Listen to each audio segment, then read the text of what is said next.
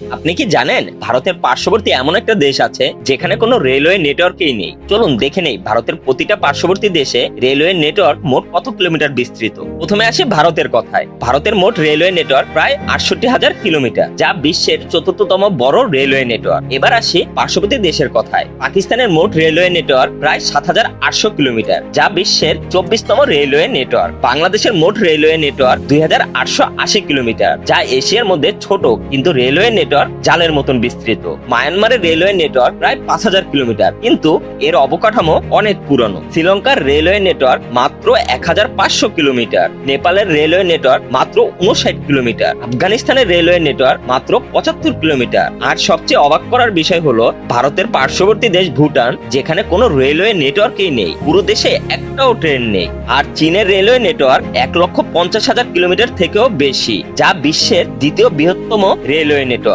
আর আপনি কি বলতে পারবেন বিশ্বের 1 নম্বর রেলওয়ে নেটওয়ার্ক দেশ কোনটি? আর আপনি কোথা থেকে ভিডিওটি দেখছেন অবশ্যই কমেন্টে জানাবেন। আর ভিডিওটি ভালো লাগলে লাইক দিতে ভুলবেন না।